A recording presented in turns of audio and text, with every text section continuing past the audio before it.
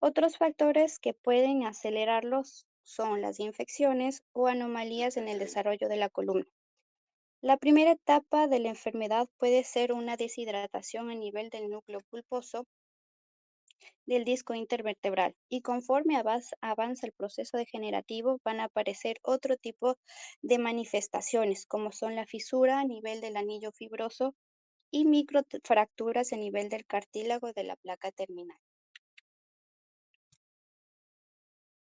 ¿Qué es lo que vamos a ver en estos cambios degenerativos a nivel de los discos intervertebrales? Primero hay que mencionar que en todos los niveles, excepto a nivel de C1 y C2, donde no existe disco intervertebral, el disco está formado por un núcleo pulposo interno, como se ve en la imagen, un anillo fibroso externo, y en condiciones normales, los discos intervertebrales a nivel de la columna lumbar em, son altos y esto va a ayudar a soportar, son altos en relación a su tamaño y esto va a permitir soportar más cargas. Los cambios degenerativos a nivel discal suelen ser los primeros en aparecer en una enfermedad degenerativa. ¿Y qué es lo que incluye? Va a incluir la degeneración, la fisura del anillo fibroso, el abombamiento discal y la hernia, que eso es lo que vamos a abordar más adelante. Bien, en cuanto a la degeneración discal, vamos a enfocarnos a nivel del núcleo pulposo. Primero, ¿qué es el núcleo pulposo? ¿Y qué es un núcleo pulposo normal? El núcleo pulposo normal es el que está formado en su mayor parte por agua y proteoglicanos, que le dan una alta viscosidad y elasticidad. Y en condiciones normales existe un cierto nivel de presión llamada la presión intradiscal, y las cargas son transmitidas hacia el anillo fibroso y las placas terminales de una forma uniforme. La degeneración de este disco se produce por la pérdida de estos componentes de proteoglicano, lo que va a conducir a su deshidratación y reducción de la presión intradiscal. Por eso que en estudios como la resonancia magnética se va a manifestar como una pérdida de la intensidad en señal de T2 del núcleo pulposo, pérdida de su diferenciación entre el núcleo y el anillo y la pérdida de la altura de los discos intervertebrales y abombamiento discal. Aquí se menciona una clasificación muy importante que vamos a tener la clasificación de Firman, que se divide en 5 grupos. El grado 1 vamos a tener que la altura del disco se va a encontrar normal y la intensidad de señal va a ser alta y homogénea a su núcleo pulposo a nivel de T2. El grado 2, la altura del disco continúa siendo normal, la intensidad de la señal va a ser, puede encontrar hipointensa a nivel de T2 a nivel de una banda central horizontal, como se ve a nivel del núcleo pulposo. En el grado 3 ya vamos a tener una altura del disco que puede ser normal o ya incluso un poco disminuida. Vamos a observar que ya existe una disminución de la intensidad de la señal en T2 en la porción central del núcleo pulposo o hipointensidades a nivel periférico. En el grado 4 ya hay una moderada disminución del tamaño de la altura del disco. Hay una baja intensidad a nivel de T2 en su porción central con ya un borramiento a nivel del núcleo y de los anillos. Y el grado 5 ya es una marcada disminución o colapso a nivel de la altura del disco y el disco va a estar intenso a nivel de T2 sin diferenciación. Ya no hay diferenciación tanto del núcleo como del anillo fibroso. Bien. Otro tipo de manifestaciones degenerativas asociadas al raquis, vamos a tener que puede haber fenómenos del vacío, acumulación del disco de líquido a nivel intradiscal o calcificaciones intradiscales. Me he enfocado en estos tres tipos de signos importantes a nivel de la patología degenerativa. El fenómeno de vacío, ¿a qué se refiere? Es una medida que progresa por la degeneración del disco, en donde el nitrógeno se acumula a nivel del interior del disco y esto es un proceso muy rápido y parece dependiente de la postura o a menudo es asociado a una inestabilidad segmentaria. La acumulación de líquido intradiscal, el líquido en el disco es altamente asociado con los fenómenos del vacío y puede estar asociado también a fenómenos a nivel de la médula ósea, como los cambios tipo 1 MODIC, y anomalías a nivel de la placa terminal. el líquido, ¿cómo lo vamos a observar a nivel de la resonancia? Vamos a ver que en T2 se muestra como una imagen de señal alta y puede simular a cuadros de espondilodicitis. Y por último tenemos a la calcificación intradiscal, en donde los cambios degenerativos pueden llevar a una calcificación del disco y esto puede afectar a su anillo fibroso y con frecuencia lo vamos a observar en la transición de la columna torácica inferior. Bien, fisuras a nivel del anillo fibroso. Es otro segmento importante a valorar en una patología degenerativa. Las fisuras del anillo fibroso son soluciones de continuidad o separación de las fibras anulares entre sí o entre fibras y del hueso vertebral adyacente.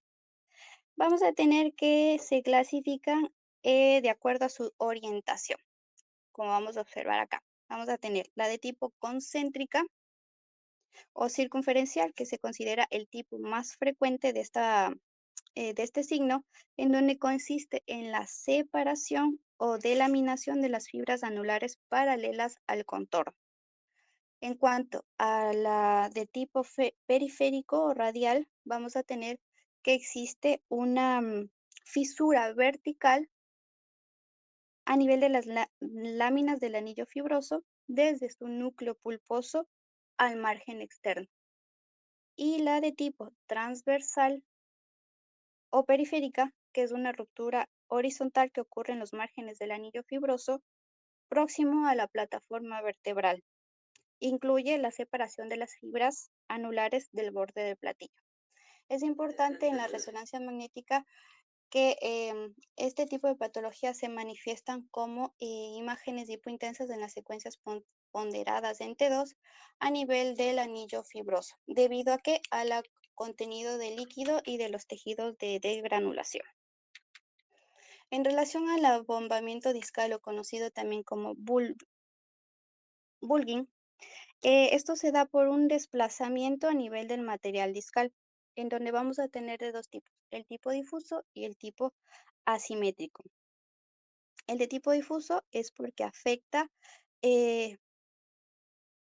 o circunferencial afecta a todo, se afecta un abombamiento a nivel de todo el daño a nivel discal, mientras el asimétrico, la circunferencia solo afecta a una parte de ella.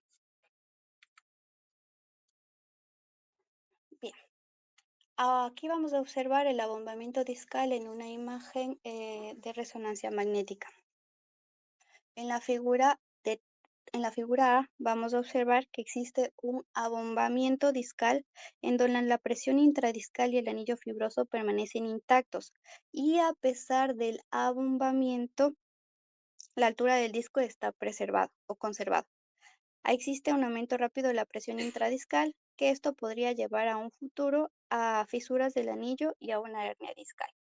En la imagen B vamos a ver que existe un abombamiento anular y esto ocurre cuando hay una presión intradiscal baja, que da lugar a un estrechamiento o colapso del espacio discal.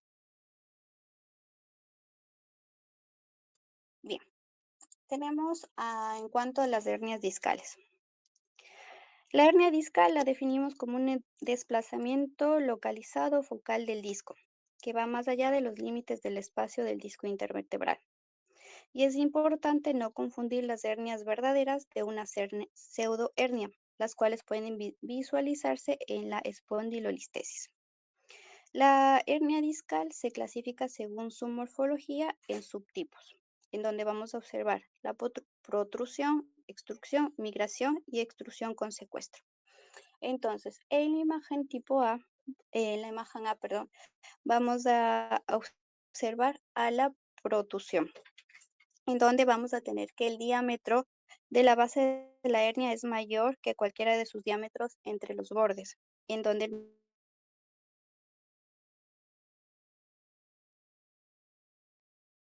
en cambio a nivel de la imagen B vamos a ver a la extrusión, en donde el material herniario, perdón, la distancia entre los bordes del material del disco es mayor que el diámetro de la base en cualquiera de sus planos.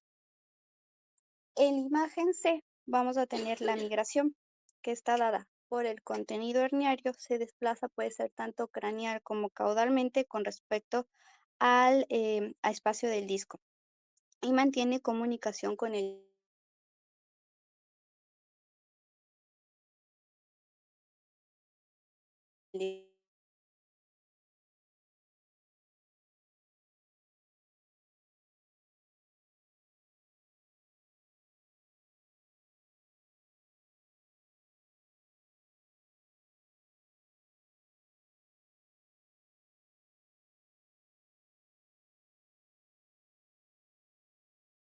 espacio en la placa terminal vertebral.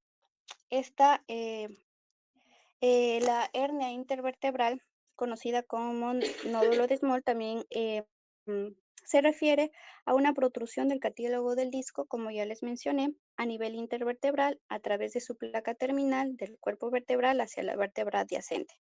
Estas protrusiones pueden tocar la médula espinal vertebral, lo que puede provocar sintomatología, dolor y procesos inflamatorios.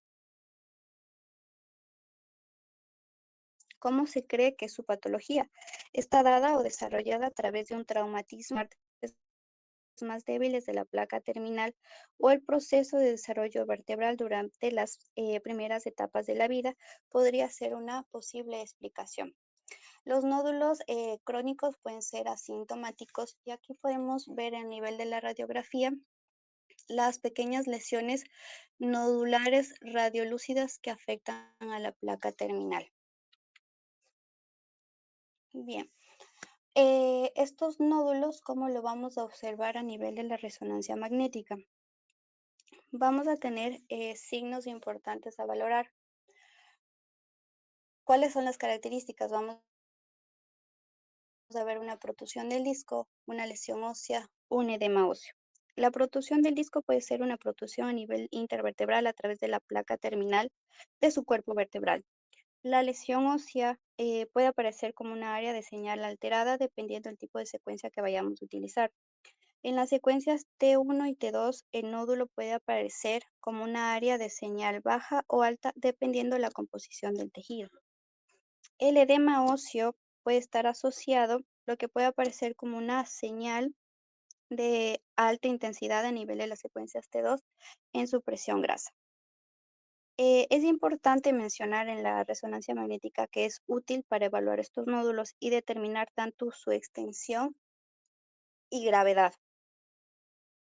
Y puede ayudar también para identificar complicaciones asociadas como el edema óseo que les mencioné y las lesiones a nivel de los tejidos circundantes.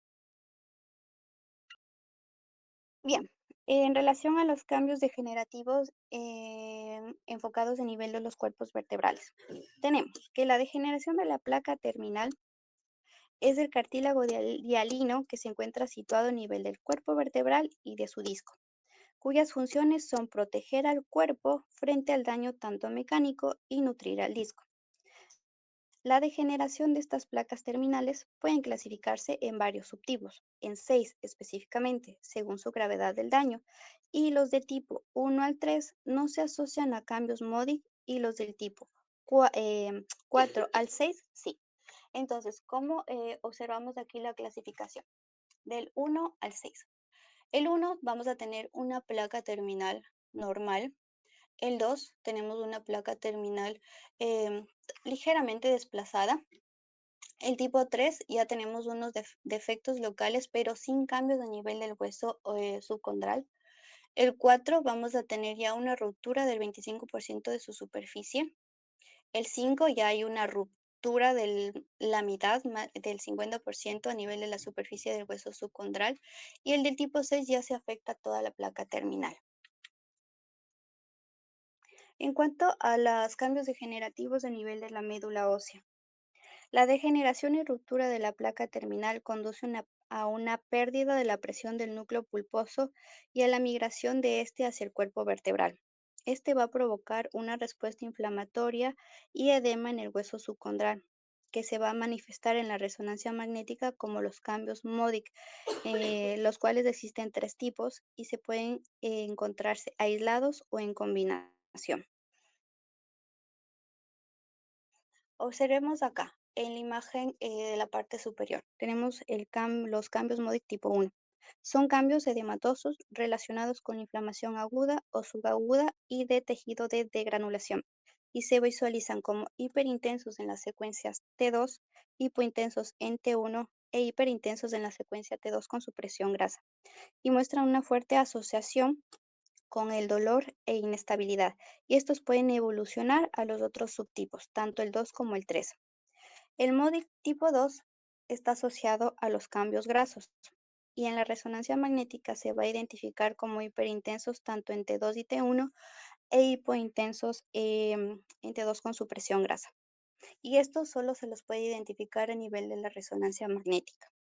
Los cambios MODIC tipo 3 son cambios escleróticos que sí se visualizan hipointensos en todas las secuencias, y también se puede observar o se puede valorar en una tomografía o una radiografía con zonas de alta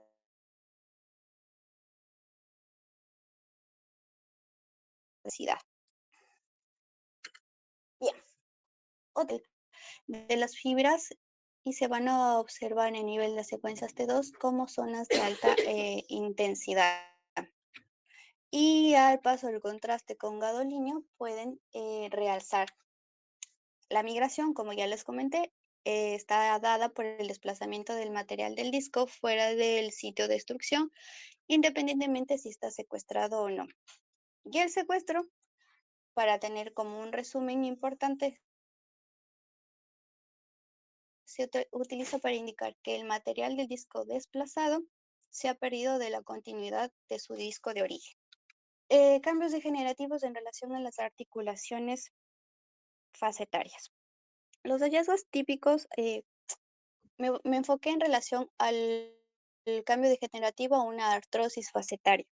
Los hallazgos típicos de la artrosis facetaria incluyen la formación de osteofitos, aumento del tamaño de las facetas, estrechamiento del espacio articular, la presencia de líquido articular, hipertrofia sinovial, esclerosis subcondral, erosiones o formación de quistes y edema, tanto óseo en los elementos posteriores como de los tejidos blandos adyacentes. ¿Cómo se va a observar un quiste facetario a nivel de una resonancia magnética? Los quistes facetarios posteriores en una resonancia pueden ser hiperintensos en T2 e hipointensos en T1, como cualquier otra lesión quística. Sin embargo, no es infrecuente que su intensidad de señal sea heterogénea debido a hemorragias o la presencia de gas intraquístico, como mencioné, o la presencia de calcificaciones. Bien. En cuanto a la espondilolistesis degenerativa, es el desplazamiento adquirido de una vértebra sobre el inferior sin evidencia de destrucción de su pars interarticular, y puede manifestarse como una anterolistesis, desplazamiento anterior, retrolistesis, desplazamiento posterior, rotrolistesis, desplazamiento rotacional, y espondilolistesis lateral. Ocurre con mayor frecuencia a nivel de L4 y L5 por ser el segmento con más movimiento, y puede provocar estenosis a nivel del canal raquídeo o foraminal. Entonces, aquí vamos a observar la de tipo grado 1, en donde puede haber un desplazamiento 0 o del 25%. El de tipo 2 ya hay un desplazamiento del 26 al 50%, y del tipo 3 en esta imagen ya vamos a observar que existe un desplazamiento importante de un 50 o casi un 100%. Bien. En relación a las estenosis del canal medular, es importante también clasificarlos en grados, las cuales tenemos el grado 0, en donde hay una ausencia de la estenosis. En grado 1 hay una obliteración ya del espacio subaracnoideo mayor al 50%, sin que exista deformidad del cordón medular. El grado 2 ya hay una estenosis del canal central con deformidad del cordón, pero sin alteración a nivel de la señal de la médula espinal. Y el grado 3 ya va a haber una estenosis importante con signos de mielopatía compresiva, y se va a observar a nivel de la resonancia magnética imágenes de alta señal a nivel intramedular en las secuencias de T2. Acá tenemos en resonancia magnética estenosis grado 1, grado 2 y grado 3. En grado 1 observamos obliteración del espacio subaranoideo mayor al 50% sin que exista deformidad de su cordón medular. Grado 2 ya vamos a observar que existe una estenosis del canal central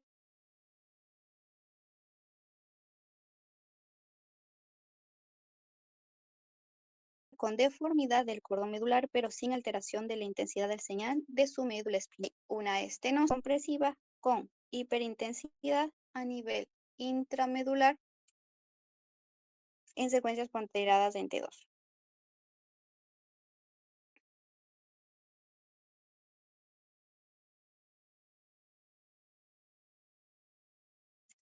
Bien. En relación a la epidemiología, tenemos activas e inflamatorias infecciosas. La lumbalgia tenemos que es la principal causa de invalidez en todo el mundo, con una prevalencia del 80% en la población general, y la mayoría de los episodios agudos mejoran espontáneamente y solo un 4% se asocian a hernias discales o estenosis con compresión verdadera. El resto, el 95% restante, el dolor lumbar es inespecífico y por eso necesitamos evaluarlo con métodos especializados de imagen laboratorio y siempre asociado a la clínica del paciente. Vamos a tener que la lumbalgia divide en varios grupos que son de tipo agudo, subagudo y crónico. Esto va a depender del tiempo de evolución de la sintomatología. Bien, y ya para terminar, vamos a tener en relación a las patologías inflamatorias infecciosas, tenemos a la espondilodicitis piógena, que es la que se refiere a procesos infecciosos de la columna vertebral que afecta a las vértebras, el disco, el tejido paraespinal o los espacios epidurales. Vamos a tener acá una imagen de rayos X y acá una imagen tomográfica.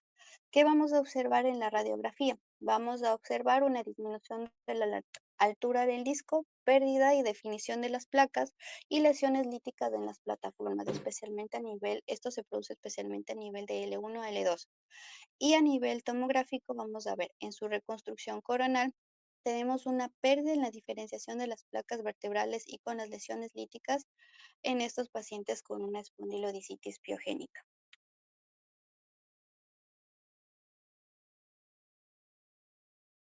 Acá tenemos otras imágenes. En la imagen A tenemos una secuencia en T1. Vamos a ver una hipointensidad a nivel de del cuerpo y la plataforma vertebral. En la imagen B, en la secuencia en T2, vamos a ver una hiperintensidad de la señal del cuerpo y la plataforma vertebral, así como del disco vertebral que se encuentra comprometido y pérdida de la hendidura intranuclear. Y en el de tipo C, que es una secuencia T1 con gadolinio, vamos a observar un refuerzo periférico a nivel del anillo y vamos a observar lesiones a nivel de su cuerpo, plataforma y del disco. En relación a la espondilodicitis a nivel tuberculoso. La espondilodicitis tuberculosa, conocida también como el síndrome de POTS, se refiere a la osteomielitis de los cuerpos vertebrales y a la dicitis intervertebral causada por la tuberculosis, por la TB. La columna vertebral es la localización más frecuente de la tuberculosis musculoesquelética y los síntomas comúnmente relacionados van a ser el dolor lumbar, debilidad, paraplegia a nivel de las extremidades inferiores. Como vamos a ver en resonancia magnética, en T1 vamos a ver una médula hipointensa en sus vértebras adyacentes.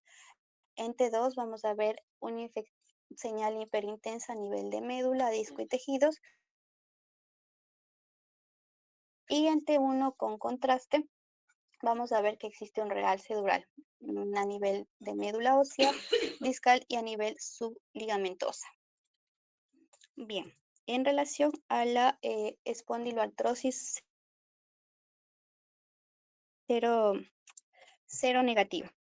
La están principalmente las articulaciones de la columna vertebral y a veces las articulaciones periféricas.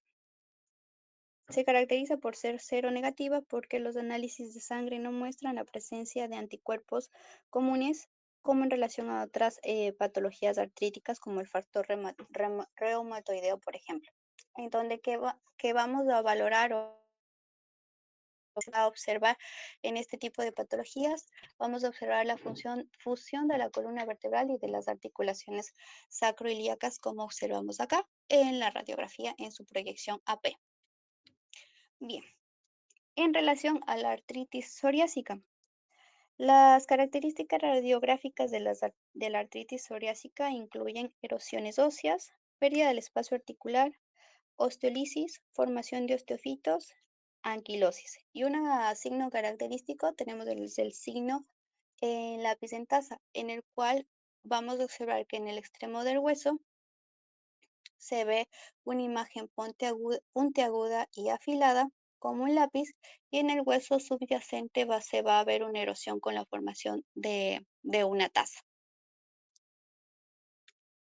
Bien, en resumen, las alteraciones degenerativas de la columna, como mencionamos, puede afectarse discos, vértebras, articulaciones y ligamentos, y representan un 80% de los procesos dolorosos. ¿Qué es lo que qué patologías se van a agrupar?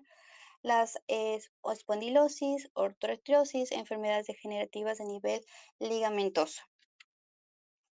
Las lesiones degenerativas de la columna, como ya les mencioné, son extremadamente frecuentes y se asocian pues al envejecimiento. En su mayoría son asintomáticas.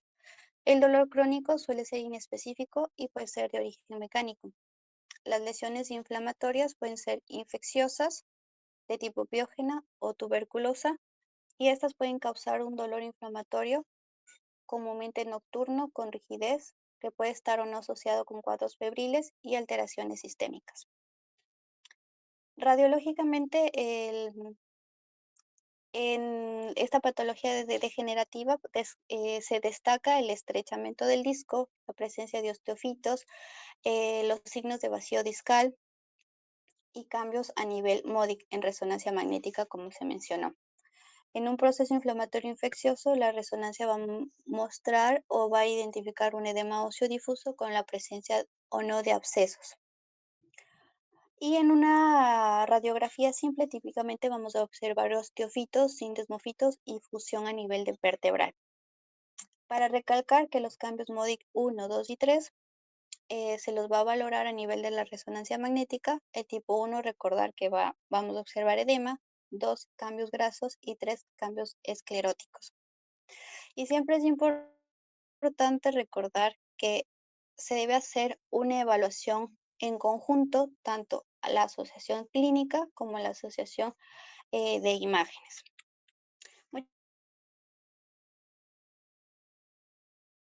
Muchas gracias. Eso es todo.